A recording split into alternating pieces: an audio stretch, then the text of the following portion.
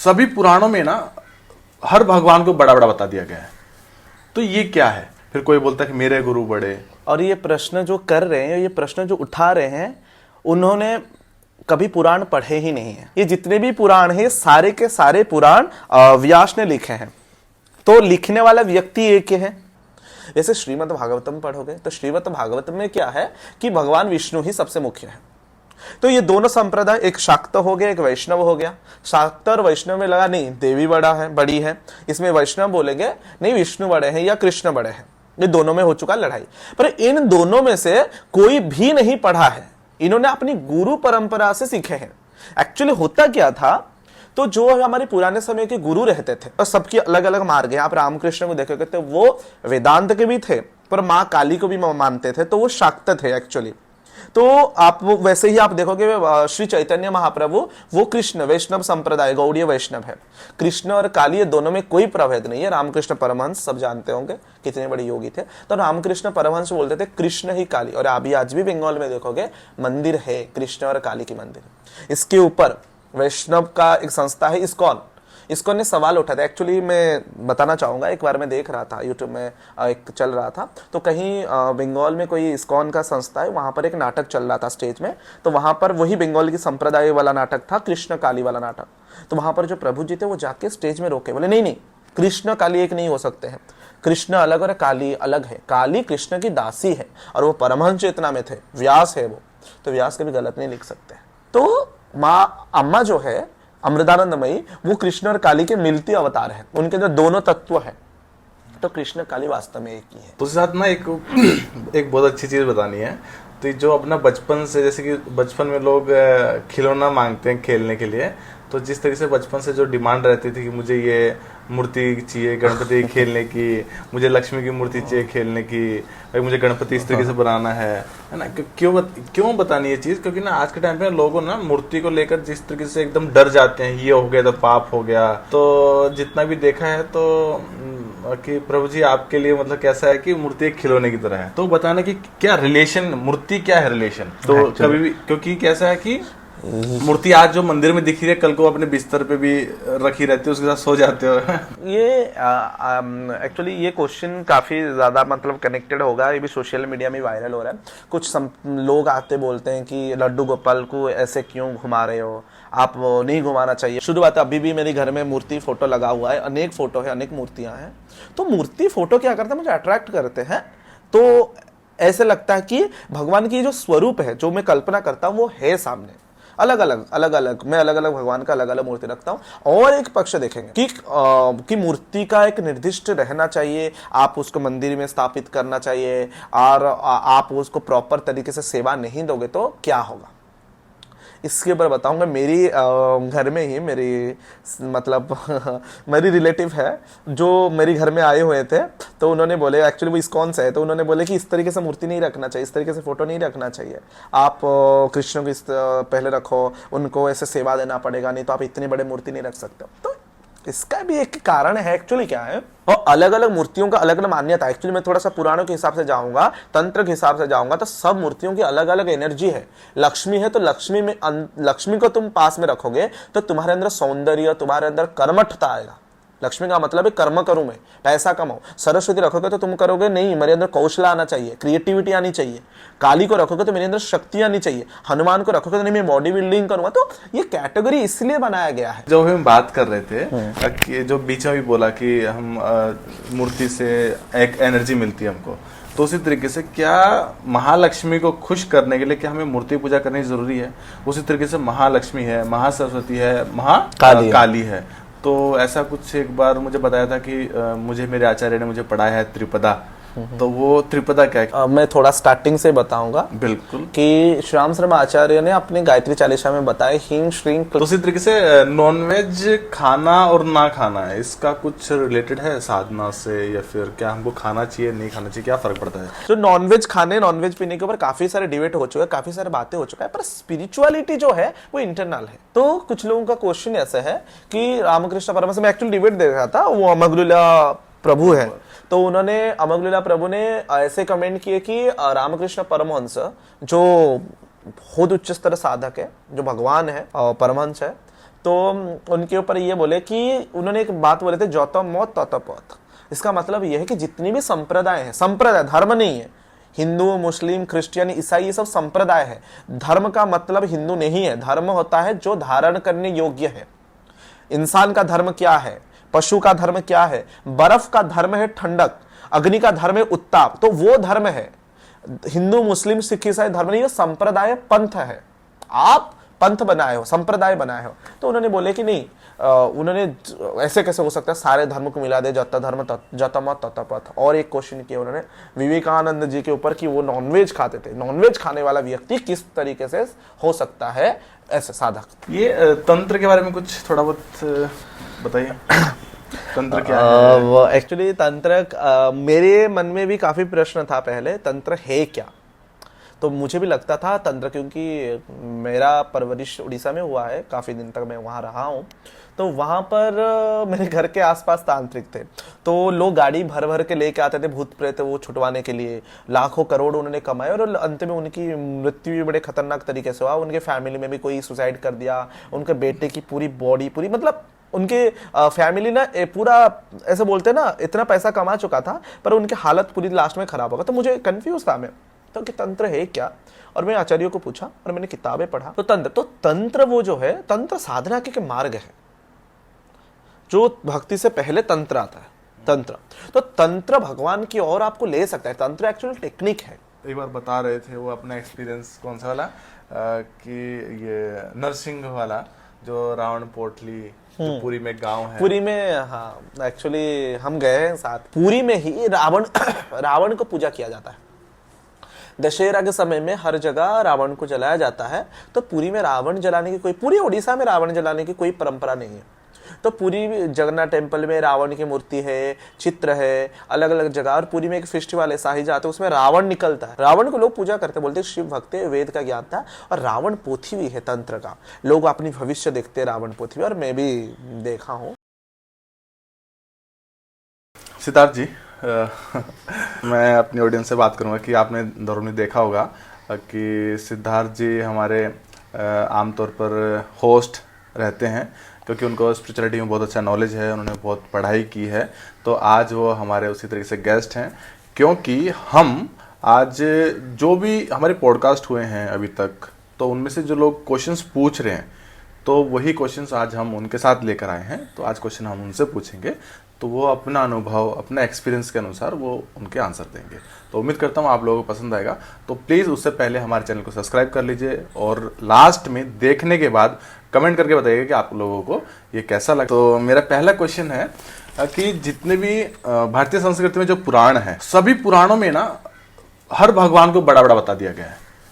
तो ये क्या है? और कोई अगर देवी के ऊपर भागवत पढ़ रहा है तो वो बोलता है कि देवी बड़ी है। तो आजकल हमारे बीच में ना सब यही है, मतभेद है बहुत बड़ा, कि ये भगवान बड़े, ये भगवान बड़े, फिर कोई बोलता है कि मेरे गुरु बड़े। एक्चुअली ये जो प्रश्न है, ये प्रश्न आपको इंटरनेट से मिला होगा जी। और ये प्रश्न जो कर रहे हैं, ये प्रश्न जो उठा रहे हैं, उन्होंने कभी पुराण पढ़े ही नहीं है। मैं पहले तो ये बोलूँगा कि जो ये प्रश्न उठा रहे हैं कि व्यास देव ने ही सारे पुराण लिखे हैं।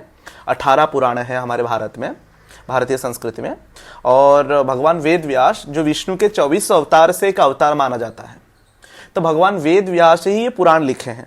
जितनी पुराण है, मार्कंडेय पुराण हो गया, लिंग पुराण हो गया, पद्म पुराण हो गया, स्कंद पुराण हो गया, श्रीमद् भागवत महापुराण हो गया, ये जितने भी पुराण हैं सारे के सारे पुराण व्यास ने लिखे हैं।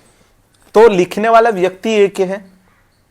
पर मैं थोड़ा आता हूं क्वेश्चन के ऊपर। लोग ये चीजों के ऊपर इंटरनेट में काफी, मैं भी खुद देखा हूं और हमारे ब्रह्म चेतना में काफी लोग क्वेश्चन भी किए हैं इसके ऊपर, कि पुराण में पुराण पढ़ने के बाद लोग कंफ्यूज हो जाते हैं। पर वो लोग कभी पुराण पढ़े ही नहीं है जो इंटरनेट में ये चीजों को वीडियो बना के छोड़ रहे हैं।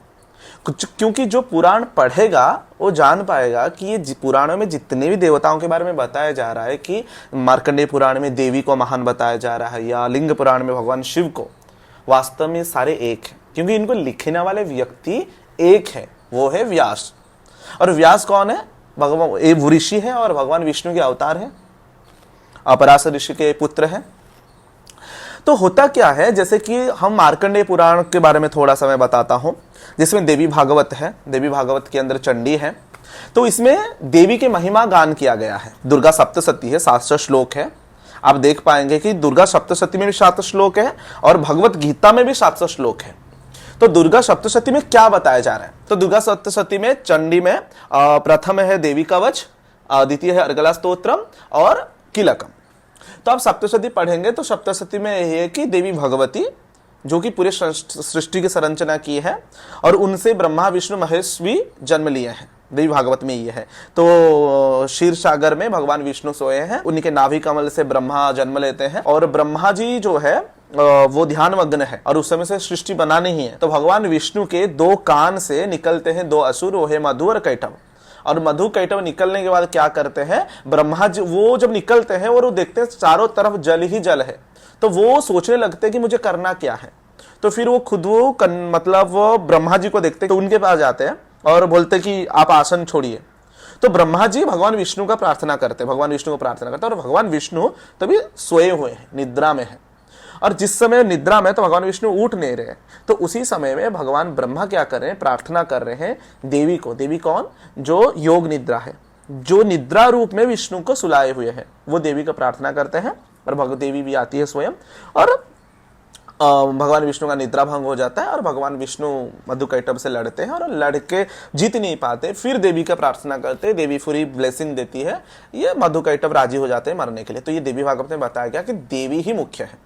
जैसे श्रीमद् भागवतम पढ़ोगे तो श्रीमद् भागवतम में क्या है कि भगवान विष्णु ही सबसे मुख्य है। तो ये दोनों संप्रदाय, एक शाक्त हो गया, एक वैष्णव हो गया। शाक्त और वैष्णव में लगा नहीं देवी बड़ी है, इसमें वैष्णव बोलेंगे नहीं विष्णु बड़े हैं या कृष्ण बड़े हैं। ये दोनों में हो चुका लड़ाई। पर इन दोनों में से कोई भी नहीं पढ़ा है, इन्होंने अपनी गुरु परंपरा से सीखे हैं। एक्चुअली होता क्या था, तो जो हमारे पुराने समय के गुरु रहते थे, तो पुराने समय के बाद भी आप कलयुग में भी देखेंगे जो भी संस्था है, जितने भी गुरु हैं हमारे, वो सब सही है और सबकी अलग अलग मार्ग है। आप रामकृष्ण को देखोगे तो वो वेदांत के भी थे पर माँ काली को भी मानते थे, तो वो शाक्त थे एक्चुअली। तो आप वैसे ही आप देखोगे श्री चैतन्य महाप्रभु वो कृष्ण वैष्णव संप्रदाय गौड़ीय वैष्णव है। तो होता क्या है, इनके जो शिष्य रहते थे तो एक्चुअली सब तो गुरु के पास नहीं पहुंच पाते थे, तो गुरु के कुछ खास शिष्य रहते थे, तो वो गुरु से पूरा नॉलेज लेते थे और उनको पूरा पता होता था।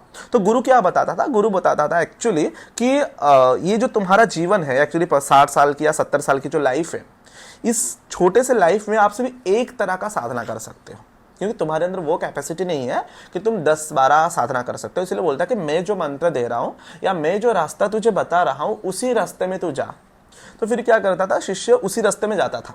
तो जो उनके जो नजदीक शिष्य है, जो सही में उस चेतना में है, उन लोगों को समझ में आता था गुरु ने मुझे सिर्फ बोले हैं कि ये रास्ता में चल और बाकी जगह तो डाइवर्ट मत होना।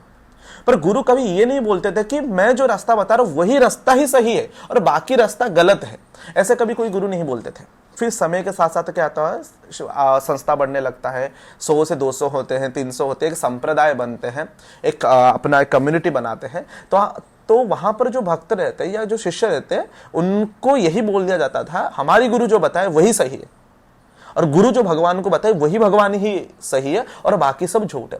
तो मध्य युग में ये होने लगा है, भगवान कृष्ण के शरीर छोड़ने के बाद तो फिर वैष्णव, शाक्त और शैव में झगड़ा होने लगा, एक दूसरे को बड़ा एक दूसरे को छोटा बताने के लिए। क्योंकि क्या हुआ, क्योंकि उन्होंने गुरु के मेन बात को नहीं समझे। उनको लगा नहीं गुरु ये नहीं बोलता था कि बाकी रास्ता गलत है, गुरु बोलता था तू इस लाइफ में सिर्फ एक ही रास्ते में जा सकता है।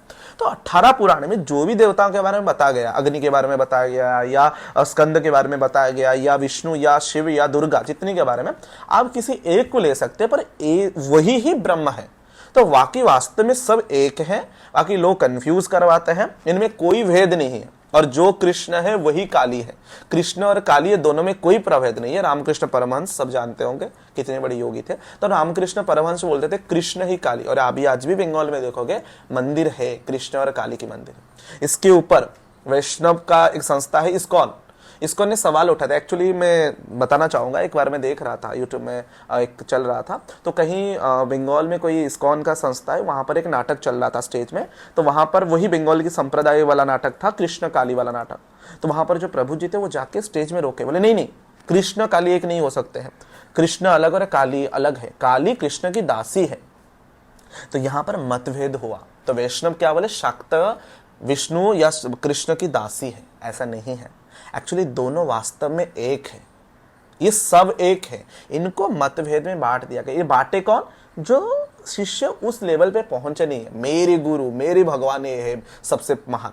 तो वो एक्चुअली जो ये इसे बता रहा है कि ये पुराण सबसे बड़ा है, ये पुराण छोटा है, वो पुराण को पूरी तरीके से पढ़े नहीं है। उनके गुरु जो बताए होंगे वही एक ही पुराण पढ़े होंगे, उसके अलावा कोई और पुराण उन्होंने पढ़े नहीं है, इसलिए उनको बता दिया गया सिर्फ। या कोई भी आके संस्कृत में लिखे गए बातें जो है वो ऐसा नहीं है कि पूरा सच है। जैसे नॉर्मल लैंग्वेज मराठी, हिंदी, बंगाली, उड़िया, तेलुगु, ये एक लैंग्वेज है, वैसे संस्कृत एक भाषा है। वेद को छोड़ने के बाद, उपनिषदों को छोड़ने के बाद बाकी सब में लोगों ने मिश्रित किए हैं। तो कोई आके कुछ भी लिख सकता है। मेरा मन होगा, मैं एक एडिक्शन निकालूंगा, अभी बोलूंगा मैं आज निकालूंगा एक पुराण, तो कुछ पुराण लूंगा, उसमें मेरी मनगढ़ंत 2-3 कहानी डाल दूंगा, मुझे अपनी दुकान चलाना है। तो इसलिए सारे पुराण एक है। तो व्यास लिखने वाले एक बंदे हैं और वो परमहंस चेतना में थे, व्यास है वो, तो व्यास कभी गलत नहीं लिख सकते। विष्णु और काली, कृष्ण और काली, ये दोनों एक हैं। तो इसके बारे में थोड़ा अच्छे से एक्सप्लेन करते कैसे ये एक है। और जैसे कि अभी अम्मा को भी बोला जाता है कृष्ण, माता अमृतानंदमयी, अमृतानंदमयी, तो उनको भी बोलते हैं कृष्ण और काली हैं। तो उसके बारे में थोड़ा सा। माता अमृतानंदमयी तो वो शक्ति है, और मेरा सौभाग्य मिला है, मतलब मुझे सौभाग्य मिला है माँ के साथ मिलने का, अम्मा के साथ। तो आइए मैं सिंपल चीज आपको एक बड़ी आसान तरीका से समझा सकता हूँ। जब सृष्टि के शुरुआत के बाद जब हमारे परंपरा शुरू हुआ, मानव जाति, तो उसमें जो ऋषि थे, ऋषि एक्चुअली रिसर्चर है, ऋषि ही सब कुछ बनाए हैं। जो भी आज के समय में हम जो है वो ऋषियों की ही देन है। तो ऋषि हमेशा क्या करता था, अपनी ध्यान की गहराई में जाता था और शोध करता था। वो हमेशा से ढूंढता था एक नया रास्ता। तो हुआ ये कि ऋषि जब ध्यान करने बैठा है तो वो आंखें बंद करता। आंखें बंद करने का तो देखता है एक हिमालय के ऊपर एक व्यक्ति बैठा हुआ है, जटा है, और वो वैरागी है, शुद्ध चेतना में है, उसकी कोई संसार नहीं है। और वो आंखें बंद करके वो खुद ध्यान में देख रहा है, वो व्यक्ति आंखें बंद करके बैठा हुआ है और वैराग्य है, शमशान में है या हिमालय में जहां वो देखा। तो उसको नाम दिया शिव, और उसको वैराग्यता की प्रतीक माना वो शिव, जिसका संसार नहीं है। तो उसको फ्लेवर क्या मिला? वैराग्य का फ्लेवर मिला। वैराग्य मतलब संसार से निवृत्ति। उसको लगा नहीं संसार में कुछ भी नहीं, तो उसको शिव तत्व का मिला। तो ऋषि उस चीज को अनुभूत किया और बोला नहीं, शिव ही परम ब्रह्म है। फिर ऋषि क्या किया, फिर ध्यान करता है, ध्यान की गहराई, क्योंकि भगवान तो शून्य थे। फिर ध्यान की गहराई में जाता है, तो उसको जो फील होता है वो आंखें बंद करके देखता है, अभी भी वही एक ध्यान मग्न वाले व्यक्ति, पर वो योग निद्रा में है। वो एक मतलब शेषनाग की सैया पे सोया हुआ है, उसकी चरण के पास उसकी धर्मपत्नी है, वो भी ध्यान मग्न है अपने पति के सेवा में, और वो जो व्यक्ति है वो भी योग निद्रा में मग्न है। उसका आंखें भी खुला नहीं, पर उसके पास वैभव है। ये जो देखा था व्यक्ति जो बैठा हुआ है, उसके पास वैभव नहीं है, वो पूरी तरीके से व्याघ्र छाल पहना हुआ है और पूरी तरीके से शमशान या हिमालय में बैठा हुआ है, कोई साधन नहीं उसके पास, शरीर उसका मतलब उलग्न है। यहां पर देखता है पूरे आभूषण से सुसज्जित है, और वो संपदा में, पर योग निद्रा में वो भी ध्यान मग्न है। उसको फ्लेवर मिलता है विष्णु का। फिर ऋषि और ध्यान मग्न में जाता है, और ध्यान अवस्था में जाता है। इस बार देखता है प्रचंड अग्नि, चारों तरफ अग्नि ही अग्नि है, पर इसी अग्नि का लावा फटता है और लावा के अंदर से एक वस्तु निकलता है, मधु या हनी बोल सकते हो। उसको स्पर्श करने के बाद ऋषि को फील होता है पूरी तरीके से ममता, उसके शरीर पिघलने लगता है ममता में, इमोशन में। उसको बोलता है माँ माँ माँ, तो उसको नाम देता है शक्ति, जो अग्नि है पर स्पर्श करने के बाद पूरी की पूरी ममता से भरी हुई है। फिर ऋषि और एक स्टेप देखता है और एक ध्यान मग्न होता है, उससे उसको और एक फील मिलता है, सिर्फ प्रेम और प्रेम। वो जब ध्यान मग्न जाता देखता है गोलोक धाम, देखता है कृष्ण है और राधा है, और उसको फील मिलता है कृष्ण तत्व, कर्षति और आकर्षति, कर्षण और आकर्षण। एक्चुअली द्वापर युग से पहले कृष्ण थे, कृष्ण तत्व हमेशा से मौजूद है। कोई भी वस्तु आप देख रहे हो उसमें आकर्षण है तो वो कृष्ण है। तो इन 4 तत्व प्रमुख भाव से है। तो ऋषि जो उसके बाद शिष्य आए तो उनको बताए कि आप शिव को ध्यान कर सकते हो, कोई उनका आए तो विष्णु का ध्यान करने के लिए बोल सकते हो, और कोई आए देवी को ध्यान करने के लिए बोल सकते हैं, कृष्ण। तो जो उसके पास जो भी उनके अनुयायी आए तो उनको बताए कि आप वो उनको ध्यान की परिभाषा बताए, वो ध्यान करे, और इन चारों में से कोई एक दिखे, किसी को शक्ति दिखे तो किसी को कृष्ण दिखे। पर कृष्ण और काली, या देवी सर्वभूतेषु विष्णु मायति संस्थिता, तो विष्णु और काली शक्ति ये दोनों एक्चुअली एक ही शक्ति है। क्योंकि देवी भागवत के हिसाब से जो भगवान कृष्ण है वो विष्णु के अवतार नहीं है। देवी भागवत के हिसाब से यह बताया जा रहा है पुराण में कि जो देवी काली है उनकी अवतार भगवान कृष्ण है और राधा भगवान शिव के अवतार है। तो यहां पर देखिए पुराण क्या है, पुराण ऋषि जब लिखा, ऋषि ने सूक्ष्म जगत की कुछ अनुभूति को लेके और स्थूल जगत की कुछ अनुभूति, सूक्ष्म मतलब यूनिवर्स, ट्रुथ, वो वाला जिसको हम देख नहीं पाएंगे, वो ऋषि उसको अनुभूति कर पाता था। यूनिवर्स की कुछ ट्रूथ को लेके और इस जगत की कुछ सत्य को लेके मिला के वो लिखता था पुराण। एक्चुअली पुराण क्या है ना, पुराण में भी बहुत सारी चीजें हैं, बहुत सारे तत्व पुराण में। तो उसने यही बोलने के लिए चाहा कि नहीं, तू जो कृष्ण और काली को अलग बोल रहा है, कृष्ण और काली एक ही है। तो इसलिए देवी भागवत में पूरी तरीके से मेंशन कर दिया उन्होंने, जो कृष्ण है वो मां भगवती के अवतार है और राधा जो है शिव के अवतार है। तो वास्तव में एक है। और ये बात में मतलब मैं भी देख रहा था वीडियो में, राधा वल्लभी संप्रदाय के हैं प्रेमानंद महाराज, उन्होंने भी ये चीजों को मेंशन किए। कम वैष्णव ये चीजों को मानते हैं। तो देखिए सत्य एक ही, तो कृष्ण और काली। तो अमृतानंदमयी के कहानी में थोड़ा सा बताऊंगा। अम्मा की जो शुरुआत समय में उनके अंदर कृष्ण तत्व आता था, तो अम्मा हफ्ते में एक दिन कृष्ण बन जाती थी, उनकी बॉडी पूरी तरीके से कृष्ण जैसा बन जाता था और कृष्ण वाले फेस कृष्ण के जैसे फेस हो जाता था, हाथ में बांसुरी पकड़ के वो पूरे रहते थे उसी स्थिति में, कृष्ण भाव उसको बोलते, और लोग उनके दर्शन करने के लिए आते थे। फिर कुछ दिनों के बाद कुछ समय के लिए वो कृष्ण भाव में रहते थे, फिर 2-3 घंटे के बाद उनके अंदर काली आ जाती थी, उनके शरीर के भाव चेंज हो जाता था, उनके बाल खुले हो जाते थे और उनके पूरे शक्ल पूरे विकराल हो जाते थे, काली भाव में आ जाती थी। तो माँ अम्मा जो है अमृतानंदमयी, वो कृष्ण और काली के मिलती अवतार है, उनके अंदर दोनों तत्व है। तो कृष्ण काली वास्तव में एक ही है। तो साथ ना एक बहुत अच्छी चीज बतानी है। तो जो अपना बचपन से, जैसे कि बचपन में लोग खिलौना मांगते हैं खेलने के लिए, तो जिस तरीके से बचपन से जो डिमांड रहती थी कि मुझे ये मूर्ति चाहिए गणपति खेलने की, मुझे लक्ष्मी की मूर्ति चाहिए खेलने की, भाई मुझे गणपति इस तरीके से बनाना है ना। क्यों बतानी ये चीज? क्योंकि ना आज के टाइम पे लोगों ना मूर्ति को लेकर जिस तरीके से एकदम डर जाते हैं, ये हो गया तो पाप हो गया। तो जितना भी देखा है तो कि प्रभु जी आपके लिए मतलब कैसा है कि मूर्ति एक खिलौने की तरह है, तो बताना कि क्या रिलेशन, मूर्ति क्या है रिलेशन। तो कभी भी, क्योंकि कैसा है कि मूर्ति आज जो मंदिर में दिख रही है, कल को अपने बिस्तर पे भी रखी रहती है, उसके साथ सो जाते हो। ये एक्चुअली ये क्वेश्चन काफी ज्यादा मतलब कनेक्टेड होगा, ये भी सोशल मीडिया में वायरल हो रहा है। कुछ लोग आते बोलते हैं कि लड्डू गोपाल को ऐसे क्यों घुमा रहे हो, आप नहीं घुमाना चाहिए बच्चों की तरह। और कुछ लोग बोलते हैं कि नहीं, लड्डू गोपाल को अपनी बच्चों की तरह रखना चाहिए। तो दोनों पॉइंट चल रहा है, मैं हम सोशल मीडिया में देखता हूँ और कई पॉडकास्ट में भी लोगों का चलता रहता है कि लड्डू गोपाल आप इस तरीके से मतलब रखना नहीं चाहिए, कुछ बोलते नहीं कि रखना चाहिए। तो मैं इसे कहानी बताऊंगा, आप मूर्ति को किस तरीके से मानते हो। एक्चुअली मूर्ति को किस तरीके से मानते हो, जो मूर्ति बना ये ऋषियों ने बनाया है। ऋषियों को जिस तरीके से, देखो कृष्ण और राम ये दोनों क्या है, वो इतिहास के अवतार है वो जो इतिहास में है, वो सच में वो थे, इस धरती पर थे। और एक शिव है, शिव का कौन सा शिव, जिसको आदि योगी सदगुरु ने पूरी वर्णना किए हैं कि 15,000 साल पहले एक योगी हिमालय क्षेत्र में था और योगी ये सारे योग विज्ञान का विस्तार किया, जो कृष्ण और राम से पहले आए थे, आदि योगी। तो शिव भी थे इस धरती पे, कृष्ण भी थे और राम भी। ये तीनों जो किरदार है, ये किरदार सत्य है, पर शिव का जो किरदार मैं बताऊंगा अभी। तो बाकी जो शिव का मूर्ति आप देख रहे हो मोस्ट रिलेटेड है उनके साथ, क्योंकि उनकी भी हाइट सदगुरु बताते हैं वही 7 फीट से ऊपर था और वो बहुत हट्टे कट्टे थे, योगी थे। और अभी भी आप जाओगे तो उड़ीसा में शिव मंदिर में शिव की जो चित्र बनाया गया वो मूछ रखे हुए हैं। हालांकि नॉर्थ इंडिया की मूर्ति में शिव की चित्र नहीं है, उड़ीसा और साउथ दक्षिण भारत में, हाँ उड़ीसा और दक्षिण भारत में भगवान शिव की दाढ़ी और मूछ है सारे मंदिर में, पूरी वगैरह जितने मंदिर देखोगे। नॉर्थ इंडिया और वेस्ट इंडिया में देखोगे शिव की क्लीन शेव है, वो तो लोगों की अपनी अपनी मान्यताओं के हिसाब से बना हुआ है।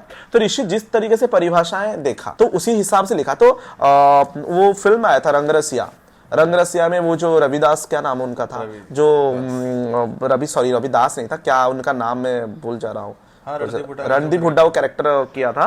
तो उसमें वो भगवान का फोटो बनाता था। उससे पहले उससे पहले वर्णना हो चुका था कि किस तरीके से इनकी फोटो या मूर्ति रचना किया जाएगा। इसलिए तो मंदिर जब बना, मंदिर में ये मूर्ति इस तरीके से बनेगा। आज भी आप पटचित्र जो बनता है उड़ीसा में, तो पटचित्र ऑलरेडी शास्त्र है, रामायण है, तो इस तरीके से उनकी बॉडी होगा। तो उसी से क्लासिकल मैं थोड़ा ज्यादा इंटर कर रहा हूँ क्योंकि पूरी की पूरी आर्ट फॉर्म जो है स्पिरिचुअलिटी के साथ कनेक्ट किया गया है। मूर्ति, मंदिर से मूर्ति जो बना, मंदिर से बना, फिर उसी मूर्ति को पट्टचित्र या मधुबनी पेंटिंग, लोगों ने जो ट्रेडिशनल पेंटिंग बनाए उसी से देख के, उसी से फिर डांस फॉर्म बना, क्योंकि डांस फॉर्म की जितनी भी पोस्चर है, आप मुद्राएं भरत मुनि का है, वो सब मूर्तियों से भी इन्फ्लुएंस है या उनसे मूर्ति बना हुआ है, ये सब मिला हुआ है एक साथ। तो फिर मूर्ति जो बनता है इंसान के लिए इसलिए बनाया गया कि इंसान जो भगवान को कल्पना कर रहा है तो उसकी उतनी कैपेसिटी नहीं होता है पहले कि वो कल्पना में रोज जाए, रोज मेडिटेशन करे 24 घंटा या 15 घंटा या 5 घंटा 2 घंटा भी ना कर नहीं पाता है। तो इसलिए मूर्ति पकड़ता है और मूर्ति को देख के उसको लगता है नहीं भगवान ऐसा ही है और मेरे पास मूर्ति के रूप में मौजूद है। तो मेरी बचपन में ऐसा था कि मुझे मूर्ति काफी अट्रैक्ट करते थे। तो मैं एक बार तो ऐसे हो गया था कि पुरी में था तभी, तो मेरे सब भाई बहन हम सब गए हुए थे, तो मैं मूर्ति के चक्कर में, मतलब वो लोग आगे, मुझे मिट्टी का मूर्ति पसंद था, शिव का या किसी का था मुझे याद नहीं है, वो सब आ चुके थे और मैं भाग के जा चुका हूँ फिर मूर्ति लाने के लिए, फिर मुझे ढूंढ के लेके आए। और एक बार रथ यात्रा की महाघमासान भीड़ है, दादी बुआ सब हम लोग गए थे, तो मुझे कोई मूर्ति पसंद आया तो तभी भी मैं रो के, मतलब रो जाता। मुझे याद है मेरे नाना मुझे गिफ्ट किए थे राधा कृष्ण की मूर्ति, तो पूरा मतलब मेरे घर में सब फेमस था कि मुझे मूर्तियां बहुत पसंद है। शुरू बात है, अभी भी मेरे घर में मूर्ति फोटो लगा हुआ है, अनेक फोटो है, अनेक मूर्तियां हैं। तो मूर्ति फोटो क्या करता है, मुझे अट्रैक्ट करते हैं। तो ऐसे लगता है कि भगवान की जो स्वरूप है, जो मैं कल्पना करता हूं, वो है सामने, अलग अलग मैं अलग अलग भगवान का अलग अलग मूर्ति रखता हूं। और एक पक्ष देखेंगे कि मूर्ति का एक निर्दिष्ट रहना चाहिए, आप उसको मंदिर में स्थापित करना चाहिए, और आप उसको प्रॉपर तरीके से सेवा नहीं दोगे तो क्या होगा, इसके ऊपर बताऊंगा। मेरी घर में ही मेरी मेरी रिलेटिव है जो मेरे घर में आए हुए थे, तो उन्होंने बोले, एक्चुअली वो इस्कॉन से है, तो उन्होंने बोले कि इस तरीके से मूर्ति नहीं रखना चाहिए, इस तरीके से फोटो नहीं रखना चाहिए, आप कृष्ण को पहले रखो, उनको ऐसे सेवा देना पड़ेगा, नहीं तो आप इतनी बड़े मूर्ति नहीं रख सकते। तो इसका भी एक कारण है। एक्चुअली क्या है, तो कुछ लोग थे जिनको वो लंबे साधनाएं नहीं कर पाएंगे। जैसे आप क्लास वाइज कर सकते हो, first class, second class, third class, तो लंबे साधना नहीं कर पाएंगे। तो मूर्ति एक्चुअली जो पूजा पाठ एक्चुअली क्या है, और ज्यादा ध्यान की ओर जाने का एक तरीके से प्रक्रिया। जिस तरीके से बच्चे एबीसीडी सीखने से पहले उसको खिलौना दिया जाता है, ए के साथ बी जोड़, बी के साथ सी जोड़, डी के जोड़, तो एक मूर्ति ना एक्चुअली का माध्यम होता है पूजा पाठ बनाने का। तो अपने आप ध्यान केंद्रित करने के लिए ऐसे तुरंत बिठा दो, आंखें बंद करने के लोगों का नहीं लगेगा। तो उनको बोला जाता था, आप एक कमरे में जाओ, नहा धो के फ्रेश होके बैठो, पहले फूल प्रदान करो, दीप सब दो, और मूर्ति को नहलाओ, पूरी तरीके से उसी मूर्ति को देखो, कुछ समय उस मूर्ति के पास बिताओ। ये क्यों बनाया गया कि लोगों को बोल दिया जाएगा तो पूजा घर में जाके मूर्ति के सामने मेडिटेशन कर, इंसान करेगा नहीं। कितने लोग नहीं करेंगे, जितने लोग अभी लड्डू गोपाल जी को पकड़ के घूम रहे हैं, मैं नहीं बोलूंगा गलत है, वो उनकी भाव है, ले सकते हैं, घूम सकते हैं, उसमें कोई दोहरा की कोई गलत बात नहीं है कि नहीं उन्होंने लेके उसको झूठन में, क्यों है भाई, उसका भाव है, उसको लग रहा है उसका भगवान उसका बच्चा है, तो ओके, ये तो भक्ति भाव के एक स्तर है, मैं इसको गलत नहीं बोलूंगा। और ये भी नहीं बोलूंगा कि और भगवान सिर्फ उसी मूर्ति में है, नहीं, भगवान सब जगह है और मूर्ति में भी है। तो ये बातें आप बोल सकते हो। आर्य समाजी बोलते हैं कि भगवान मूर्ति में नहीं है, मैं बोलूंगा तो आर्य समाजी मेरे ऊपर आएंगे। तो आर्य समाजी बोलते हैं कि मूर्ति में नहीं है। एक्चुअली इसके बीच में एक स्टोरी बताऊंगा। तो आर्य समाजी जो है वो भी वेद और गायत्री मंत्र को ही मानते हैं, और गायत्री परिवार वो भी वेद और गायत्री मंत्र को मानते हैं। पर गायत्री परिवार आर्य समाज में क्या फर्क है, तो गायत्री परिवार में श्री राम शर्मा आचार्य ने क्या किया, गायत्री माता की मूर्ति बना दी, गायत्री को माता बना दी। एक्चुअली हालांकि इससे पहले देवी भागवत में गायत्री की वर्णना है, पुराणों में गायत्री पंचमुखी गायत्री की वर्णना है। इन्होंने अपने हिसाब से गायत्री बना दी जिसकी 2 हाथ है और 1 मुख है। क्यों? क्योंकि उनको करवाना था मेडिटेशन, जाप करवाना था। तो वो रूप ध्यान एक है। रूप ध्यान में क्या होता है, आंखें बंद करके आप ध्यान नहीं कर पा रहे हो तो नहीं, आंखें बंद के ध्यान करने के बाद आंखें खोलने की एक विधि है। आप देखोगे, इमेजिन करोगे, एक्चुअली आजकल भी ये साइकोलॉजी वाला एक्सरसाइज करवा रहे हैं आपके दिमाग को स्ट्रांग बनाने के लिए कि मूर्ति या पेंटिंग को देखो, उसको एकदम से निहारो, उसके बॉडी को देखो, एक्सरसाइज है। तो उसी तरीके से ऋषियों ने परंपरा बनाए थे। तो श्री राम शर्मा आचार्य ने क्या किया, बोले मंत्र के साथ उन्होंने मूर्ति को जोड़ दी। पर ये भी उन्होंने मेंशन किए कि शुरुआती के दौर में जिनको चाहिए वो मूर्ति या फोटो के सामने बैठ सकता है, नहीं तो जिनको ध्यान करना है वो दिया या सूर्य को ध्यान कर सकता है। और इन्होंने ये भी चीजें उन्होंने ऑप्शन दिए कि कोई भी भगवान की मूर्ति ले सकते हो। गायत्री मंत्र करते समय, गायत्री मंत्र में गायत्री का नाम कहीं नहीं आता। उसमें क्या आता है आपको, गायत्री मंत्र में ऐसे बताया जाता है, ओम भूर्भुवस्व। ओम मतलब भगवान, भू मतलब धरती, भुव मतलब पाताल, स्वह मतलब स्वर्ग। जो भगवान ओम है, जो भगवान पूरी तरीके से शक्ति है, वही 3 लोक में व्याप्त है। तत्सवितृ, तत् मतलब वो पुरुष या नारी कुछ भी नहीं है। वो तत् सवितृ वरेण्यम, वो सविता जैसे दिखने वाले सूर्य जैसे हैं। वो उस प्रकाश को मैं धारण कर रहा हूं, वो मेरी बुद्धि को सत्मार्ग में प्रेरित करेंगे। तो उस समय आपकी मर्जी, आप कोई भी भगवान को लेकर रख सकते हो। तो मूर्ति आपकी ऑप्शनल, आपके हिसाब से हो। तो मूर्ति में कुछ लोग बोले ये मूर्ति नहीं पूजा कर सकते, वो मूर्ति नहीं पूजा सकते हो, एक से अधिक नहीं, आप कितना रखना है रखो। आप पूरा घर भी भर सकते हो, क्योंकि उसमें भी एक पॉजिटिव सकारात्मक ऊर्जा पैदा होता है। और अलग अलग मूर्तियों का अलग अलग मान्यता है। एक्चुअली मैं थोड़ा सा पुराणों के हिसाब से जाऊंगा, तंत्र के हिसाब से जाऊंगा, तो सब मूर्तियों की अलग अलग एनर्जी है। लक्ष्मी है तो लक्ष्मी को तुम पास में रखोगे तो तुम्हारे अंदर सौंदर्य, तुम्हारे अंदर कर्मठता आएगा। लक्ष्मी का मतलब है कर्म करूं, मैं पैसा कमाऊं। सरस्वती रखोगे तो तुम करोगे नहीं, मेरे अंदर कौशल आना चाहिए, क्रिएटिविटी आनी चाहिए। काली को रखोगे तो मेरे अंदर शक्ति आनी चाहिए। हनुमान को रखोगे तो नहीं, मैं बॉडी बिल्डिंग करूंगा। तो ये कैटेगरी इसलिए बनाया गया है। आप बोलोगे नहीं मैं एक को रखूंगा, नहीं, एक को आप रख सकते हो, आप किसी को भी नहीं रख सकते हो। तो सनातन संस्कृति में, वैदिक संस्कृति में सब छूट है। आप एक को रखो, अनेकों को रखो, किसी को ना रखो। मूर्ति को लेके बेड पे सो जाओ, मूर्ति को बिना नहाए छू लो, कुछ नहीं होगा। ये बात मैं बोल रहा हूं तो इसके ऊपर काफी लोगों का कमेंट भी आएगा कि बोलेंगे कि ऐसे कैसे ऐसे कैसे। एक्चुअली कैसे है, भगवान भाव से होते हैं। और नहाना इसलिए जरूरी होता है कि हम जब ध्यान साधना करता है तो ध्यान साधना के लिए नहाना आवश्यक है, क्योंकि आपकी स्नायु खुलना चाहिए, आपकी बॉडी की टिश्यू खुलनी चाहिए। इसकी वजह से ध्यान करने के लिए, ना कि मतलब पाप हो जाएगा, मैं पूजा घर में घुस जाऊंगा बिना नहाए, पाप नहीं। एक्चुअली हमारे अंदर सकारात्मक ऊर्जा प्रवेश हो पाए, इसलिए नहाना जरूरी है। ऋषियों ने इसलिए जबरदस्ती नहाने को इतना ज्यादा फोर्स किया कि आप जल तत्व में नहा के, आपका बॉडी जल तत्व का कनेक्ट में आना जरूरी है। क्योंकि जल तत्व बहुत इंपॉर्टेंट है। पूरे रेडियो तरंग जो जल से ही तो है, विद्युत जल से ही है। तो जल तत्व सबसे इंपॉर्टेंट तत्व है।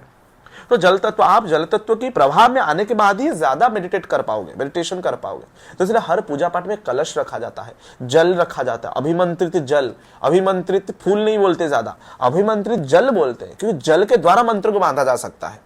क्योंकि जल के अंदर मेमोरी है, वो पूरी मंत्र को कैप्चर कर सकता है। तो पूरी की पूरी वेदों में ऐसे वर्णना किया गया है। तो वेदों में तो मंदिर के बारे में नहीं बताया गया। वेदों बोलता है कि आपको संध्या, जो त्रिसंध्या आप करोगे सुबह, मध्याह्न और सायंकाल में, वो सिर्फ सरोवर या नदी के किनारे यही कर सकते हो आप। तो जल तत्व इतनी आवश्यक है। पंच तत्व में सारे तत्व आवश्यक है, जल तत्व आवश्यक है। जब हम बात कर रहे थे कि जो बीच में भी बोला कि हम मूर्ति से एक एनर्जी मिलती है हमको, तो उसी तरीके से क्या महालक्ष्मी को खुश करने के लिए क्या हमें मूर्ति पूजा करनी जरूरी है? उसी तरीके से महालक्ष्मी है, महासरस्वती है, काली है। तो ऐसा कुछ एक बार मुझे बताया था कि मुझे मेरे आचार्य ने मुझे पढ़ाया है त्रिपदा। तो वो त्रिपदा क्या है कि क्योंकि हमारे समाज में हम देख सकते हैं कि आज के टाइम में लोग बहुत दुखी हैं, है ना। तो क्या पढ़ाया था, तो प्लीज आप थोड़ा सा बताएं।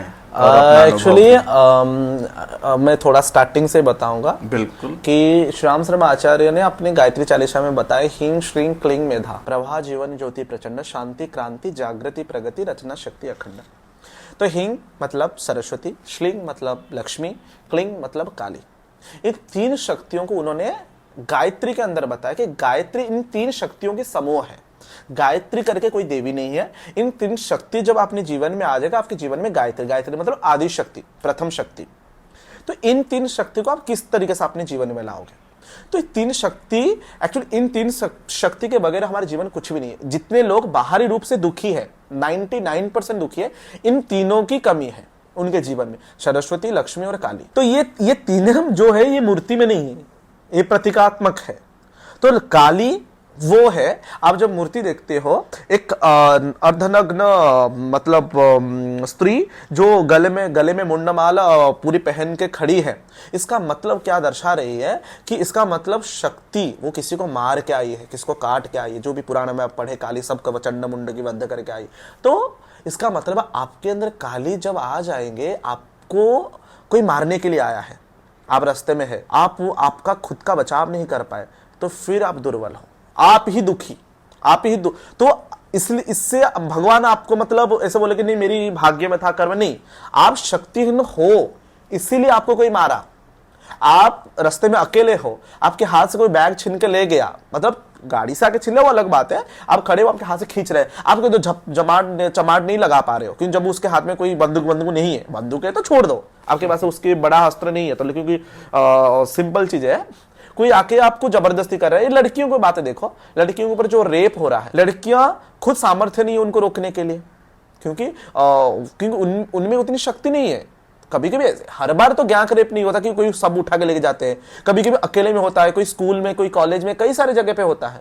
तो ये क्यों? उनमें शक्ति नहीं है, खाली लड़कियों में नहीं, हमारे में भी चाहिए, क्योंकि अन्याय के विरुद्ध लड़ने के लिए भी शक्ति चाहिए, शारीरिक रूप से, मानसिक रूप से, और ये दोनों ही महाकाली है।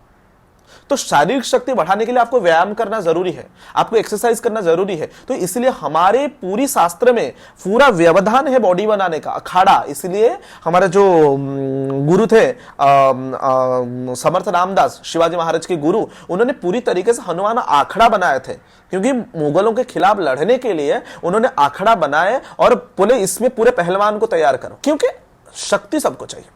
आज के समय में शक्ति है ना, ये तो मतलब महात्मा गांधी आए, एक गाल में चमाट मारो तो दूसरे गाल दिखा दो, वो वाली चीजें चला नहीं, उससे पहले ऐसे नहीं था, उससे पहले नहीं था। आपको लड़ना पड़ेगा, आत्मरक्षा करना होगा, आत्मरक्षा करने के लिए आपको लड़ना होगा। इसलिए सबके, आप देखोगे दशहरा के दिन शस्त्र पूजन, ये तो नॉर्थ इंडिया में कम हो गया है। ये आप जैसे जैसे जाओगे ईस्टर्न साउथ में जाओगे, आप उड़ीसा और जितने आंध्रा उस तरफ जितना जाओगे तो ना शस्त्र पूजन का विधि है। तो दशहरा के दिन शस्त्र पूजा जाता। हमारे घर में तो पूरा पुराने शस्त्र निकाला जाता। अभी भी हमारे घर में तलवार है, यूज कभी नहीं हुआ है पर रखा हुआ है तलवार। तो तलवार के उसी दिन पूजा के लिए रखा गया, वो तो प्रतीकात्मक बना के रख दिया, चला कोई नहीं पाएगा। लाठी तलवार का पूजन किया जाता था, क्योंकि दुर्गा को उन्होंने अस्त्र के अंदर देखते थे। दुर्गा पूजा में अस्त्र का पूजन किया जाता था। तो अभी भी दुर्गा पूजा में देखो तो दुर्गा के हाथ में पूरे 10 भुजाओं में अस्त्र और शस्त्र है। दुर्गा का मतलब शक्ति है, संगठन शक्ति है। तो देखो महाकाली आएंगे तो क्या होगा, आप लड़ पाओगे, आपकी बॉडी में शक्ति आएगा। और दूसरा चीज है, आपको कोई मारने के लिए आएगा तो आपके पीछे 100 लोग खड़े होंगे, क्योंकि 100 लोगों को खड़े करने के लिए भी चाहिए शक्ति। आपकी बातों में, आपकी चरित्र में से चीजें आए जो आपके प्रति लोग अट्रैक्ट होकर आए, तो आपके पीछे 100 लोग खड़े हो जाए, तो शक्ति का प्रदर्शन है। तो महाकाली आवश्यक है। तो फिर महालक्ष्मी जो है वो है धन। लोगों को बोले नहीं महालक्ष्मी मतलब आप देवी को पूजा करो, लक्ष्मी की खड़ी वाली मूर्ति रखो, बैठने वाली मूर्ति रखो। मैं इसके ऊपर बताया था, तो ये सारे मूर्ति न रखो तो लक्ष्मी जी आ जाएंगे, ऐसे कुछ नहीं होता। तो लक्ष्मी जो है, तो ये भी सिंपल से, मेरी बुआ अभी कुछ दिन पहले की बात है, उन्होंने नया घर वो बना रही थी, उनकी घर प्रतिष्ठा थी। तो एक्चुअली इसी पद्धति में किया गया, वैदिक पद्धति में, गायत्री परिवार की पद्धति में। तो उन्होंने बोले कि मुझे लक्ष्मी मूर्ति चाहिए पर खड़े होने वाला नहीं है, बैठने वाला। मतलब ये बातें कौन बताया तुझे? यूट्यूब से देखी मैं, यूट्यूब में देखी, खड़े वाले मूर्ति दुकानों में रखते, खड़े वाले मूर्ति घर पे नहीं रखते। क्यों नहीं रखते? कहाँ बताया गया है कि खड़े वाली लक्ष्मी चली जाएगी? क्या मूर्ति में लक्ष्मी बंधी हुई है? नहीं, लक्ष्मी जो है वो है धन और सौंदर्य की देवी है। तो लक्ष्मी जो है, तो लक्ष्मी को प्राप्त करने के लिए पहले आपको सरस्वती के पास जाना पड़ेगा। आपके पास लक्ष्मी नहीं है इसलिए क्योंकि आपके पास सरस्वती नहीं है। तो सरस्वती जो है वो है कौशल, क्रिएटिविटी। जो हम यहाँ शूट कर रहे हैं, तो शूट करने की जो क्रिएटिविटी है वो सीखना पड़ता है। हमने सीखे, हम पढ़े, फिल्म का पढ़ाई पढ़े हैं, तो एक्टिंग पढ़ना पड़ता है, चीजें कैमरा डायरेक्शन पढ़ना पड़ता है। तो आपको क्रिएटिविटी लेना पड़ेगा। लाइटिंग, तो आपको क्रिएटिविटी नहीं है, कौशल नहीं है, तो आप इसको लेकर पैसा नहीं कमा सकते हो। तो जो व्यक्ति के पास जितने प्रकार के क्रिएटिविटी, मल्टीपल बिजनेस जो करते हैं, क्योंकि उनके पास कौशल है, वो एक के बाद एक चीजें सीखते हैं। तो जब आप सरस्वती को अपने जीवन में लाओगे और नया स्किल्स को लाओगे, इसलिए मोदी जी स्किल्स इंडिया, जो स्किल डेवलप कर रहे हैं, स्किल इंडिया कर रहे हैं, तो उसी का ही प्रतिरूप है। तो स्किल्स बढ़ाओगे तो फिर ऑटोमेटिकली लक्ष्मी आपके पास आएगी। पर आज के समय देख लो, ग्रेजुएशन कर लिया, हमें नौकरी चाहिए। भाई ग्रेजुएशन करने के बाद नौकरी कहां से मिलेगा? ग्रेजुएशन तो सब करते हैं, आर्ट्स में कर लिए, साइंस में कर लिए, कॉमर्स में कर लिए, उसके बाद क्या है? अंग्रेजों ने ये जो पढ़ाई हमें बता दी है, ये पढ़ाई में है नहीं कुछ भी। पहले जमाने की पढ़ाई आप देखोगे, पहले जमाने में सबको हिसाब किताब आता था, गुरुकुल की पढ़ाई। अंग्रेजों से पहले हमारे पास स्किल्स वाला पढ़ाई था। स्किल्स वाला पढ़ाई क्या है? हमारे गुरुकुल में पढ़ाई हुआ करता था। गुरुकुल में गुरु सबको सिखाता था, सबको कंपलसरी आना चाहिए, मतलब जीवन जीने के लिए बेसिक चीजें, खाना बनाना, गाय चराना, कृषि करना और लकड़ी काटना, ये बेसिक चीज है। उसके बाद गुरु देख लेता था इस व्यक्ति का क्या नेचर है, ये पढ़ना पढ़ाने में इंटरेस्ट है, कुछ रिसर्च करने में इंटरेस्ट है, तो इसका वर्ण ब्राह्मण है। जाति नहीं था, वर्ण ब्राह्मण है। नहीं, ये थोड़ा सा मतलब बिजनेस कर पाएगा, कुछ चीजें बना के बेच सकता है, या चीजें खरीद के उसको अच्छे तरीके से बना के बेच सकता है। जैसे किसी को खाना बना के बेचने में इंटरेस्ट है तो उसको गुरु से कहता है तो वेश्य है, तो सिर्फ हिसाब किताब सीख ले। और कोई है जो खेलने में इंटरेस्टेड है, जो आज के समय में जो बता सकते हैं खेल रहे हैं, जिसको देखता था कि इसके शरीर के तरफ से ये बहुत हट्टा कट्टा है, किसी का रक्षा कर सकता है, तो उसको वो क्षत्रिय मानता था। बोलता नहीं, तू पढ़ और हिसाब किताब, खाना बनाना, कृषि करना, लकड़ी काटना, ये सबको आना चाहिए और सब सिखाता। बाकी जो बचे शूद्र था, तो शूद्र को बोलता ये जो सब करेंगे, जैसे वैश्य भी इंजीनियर बनेगा, घर बनाएगा, पर घर बनाने के जो चीजें सिखाएगा वो ब्राह्मण नक्शा वगैरह बताएगा, इस तरीके से डिजाइन करना है, उसको उस पे इन्वेस्ट करेगा कौन है, वैश्य। और क्षत्रिय पर तो वो तो रक्षा करेगा, पर इन सभी के काम को इल्जाम देगा, इस सभी के काम को पूर्ण करने वाला एक व्यक्ति, वो है शूद्र। आज के समय जिनको लेके हम बहुत लड़ रहे हैं, दलित वलित करे, ऐसा कुछ नहीं था। वर्ण थे, 4 वर्ण थे, और ये 4 वर्ण एक दूसरे के साथ पूरी तरीके से जुड़े हुए थे। तो गुरु देख लेता था, तो पढ़ाई में ना एकदम से दम था उसमें। तो अंग्रेज आने के बाद अंग्रेजों को लगा नहीं, भारत को तोड़ना है तो इनके शिक्षा व्यवस्था को तोड़ना होगा। तो उन्होंने पूरी तरीके से शिक्षा व्यवस्था चेंज किया। आज के समय देख लो, जितने लोग इंजीनियरिंग भी पढ़ रहे हैं तो उनको कुछ भी नहीं पता, बस पढ़ रहे क्यों, नौकरी के लिए पढ़ रहे हैं। उनको लग रहा है पढ़ने के बाद नौकरी मिल जाएगा, नहीं। अभी एक्चुअली समय फिर से चेंज होने लगा है। अभी स्किल्स के ऊपर काम आ रहा है। लोग डिजाइनिंग कर रहे हैं, जिनको इंटरेस्ट है डिजाइनिंग करने का, लोग डांस में करियर कर रहे हैं, एक्टिंग में करियर कर रहे हैं, लोग आप देख लो अभी पेंटिंग में करियर कर रहे हैं। इसकी पढ़ाई भी निकल रहा है धीरे धीरे, और मोदी जी काफी ज्यादा और फास्ट ग्रो करवा रहे हैं। तो ये क्या हुआ, फिर से स्किल्स आ रहा है, और अच्छे से हम सरस्वती को समझ पाएंगे, तो ये त्रिपदा को अपने जीवन में ला देंगे, तो हमारे जीवन में आदिशक्ति गायत्री आ जाएगी। तो हमारे जीवन जो बाहरी रूप से परेशान है हम लोग, पैसा नहीं है, पहला है हमारे अंदर शक्ति नहीं है, हम दुर्बल है, उसके लिए कुछ लोग परेशान होते हैं। क्योंकि धन भी आपके पास रहेगा तो कोई आकर छीन सकता है। जब आप दुर्बल हो मानसिक रूप से या शारीरिक रूप से, आपके पास लोग नहीं है जो आपके एक बुलाने पे कोई 5-6 लोग आपके लिए आ जाए रक्षा के लिए, तभी भी आप दुखी हो। और आपके पास स्किल्स नहीं है तो आपके पास पैसा नहीं आएगा, तो आपके पास लक्ष्मी नहीं है। तो ये 3 चीजों को आप बैलेंस कर लोगे आपके जीवन में, तो हमारे जीवन में पूरा सुखमय बन जाएगा। तो ये 3 देवी जो है ये प्रतीक है, इनको जीवन में उतारना है। कैसे?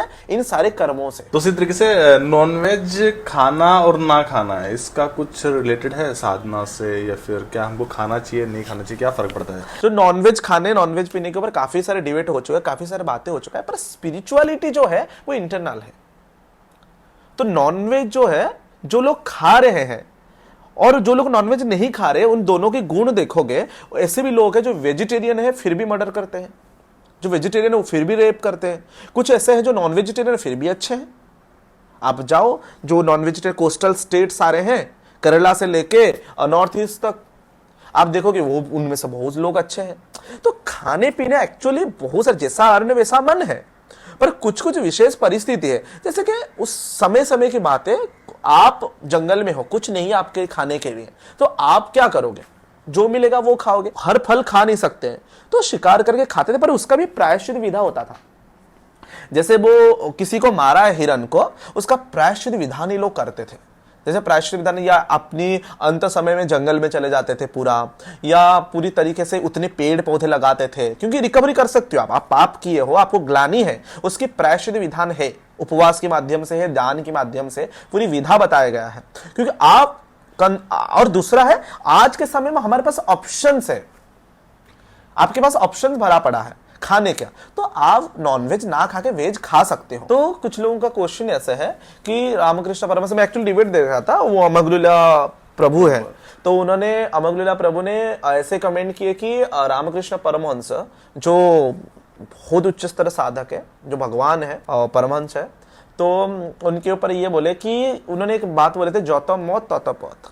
इसका मतलब यह है कि जितनी भी संप्रदाय है, संप्रदाय धर्म नहीं है, हिंदू मुस्लिम क्रिश्चियन ईसाई ये सब संप्रदाय है।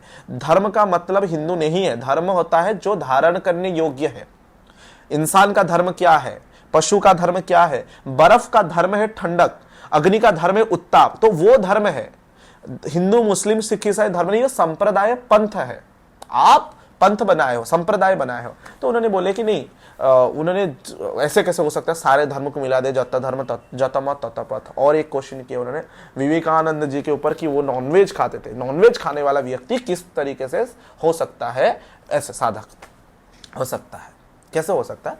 जिस समय पे ठाकुर थे रामकृष्ण परमहंस, जिस समय में स्वामी हैं जी विवेकानंद है, तो बंगाल का प्रथा था मटन खाना, फिश खाना। तो उस समय ब्राह्मण भी खाते थे, अभी के समय भी खाते हैं ब्राह्मण। तो ब्राह्मण खाते थे, तो वो जो रामकृष्ण परमहंस थे या विवेकानंद थे, उनको नॉनवेज से कोई लालच नहीं था, उनके मोह नॉनवेज में नहीं था। उनको कुछ भी दो वो खाते थे, वो खा सकते थे, उनको जीने के लिए खाना चाहिए था। और वो पूरी तरीके से वो अपनी वो चेतना में थे, परमहंस चेतना में थे, भगवान के साथ मग्न रहते थे। वो अपने शरीर से ऊपर जा चुके थे, वो शरीर से जुड़े नहीं थे।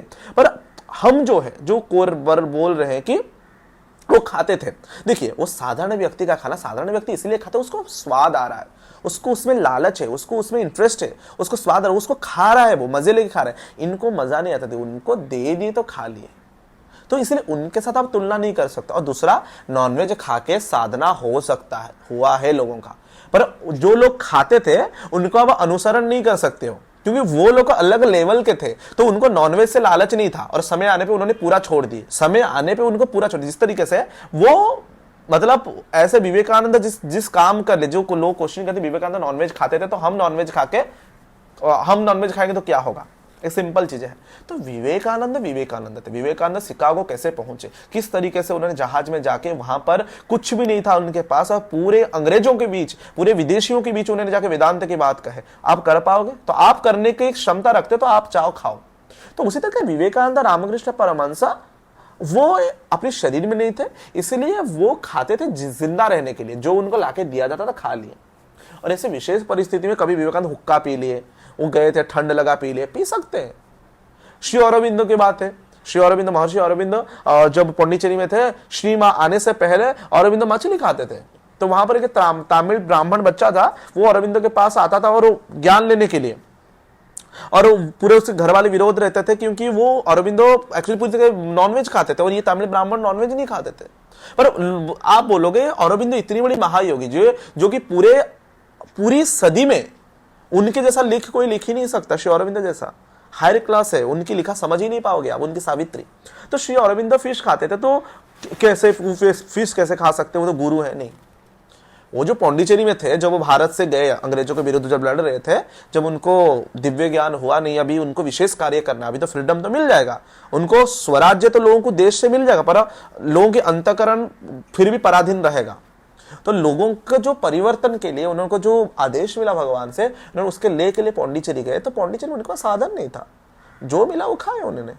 तो खाना एक्चुअली प्रभाव नहीं करता उन व्यक्तियों के लिए, पर जिस व्यक्ति को इनिशियल स्टेज में है और आज के समय में है, उसको कुछ आत्मज्ञान की ओर जाना है, तो उसको वेजिटेरियन होना ही पड़ेगा। क्योंकि आप किसी को मार के, किसी की तड़प के साथ आप ध्यान नहीं कर सकते, क्योंकि आप उस लेवल के नहीं हो, आप प्रायश्चित विधा नहीं कर सकते, आप उस लेवल के नहीं हो।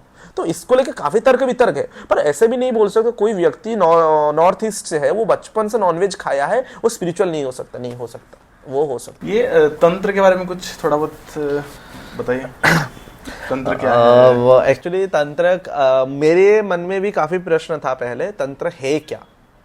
तो मुझे भी लगता था तंत्र, क्योंकि मेरा परवरिश उड़ीसा में हुआ है, काफी दिन तक मैं वहां रहा हूँ। तो वहां पर मेरे घर के आसपास तांत्रिक थे, तो लोग गाड़ी भर भर के लेके आते थे भूत प्रेत वो छुटवाने के लिए, लाखों करोड़ उन्होंने कमाए, और अंत में उनकी मृत्यु भी बड़े खतरनाक तरीके से हुआ। उनके फैमिली में भी कोई सुसाइड कर दिया, उनके बेटे की पूरी बॉडी पूरी, मतलब उनके फैमिली ना पूरा ऐसे बोलते ना, इतना पैसा कमा चुका था, पर उनकी हालत पूरी लास्ट में खराब होगा। तो मुझे कंफ्यूज था मैं, तो कि तंत्र है क्या, और मैं आचार्यों को पूछा और मैंने किताबें पढ़ा। तो तंत्र वो जो है, तंत्र साधना के मार्ग है, जो भक्ति से पहले तंत्र आता है। तो तंत्र भगवान की ओर आपको ले सकता है। तंत्र एक्चुअल टेक्निक है। तंत्र एक्चुअल टेक्निक ऐसा है जैसे कि आप मतलब मैं ऐसे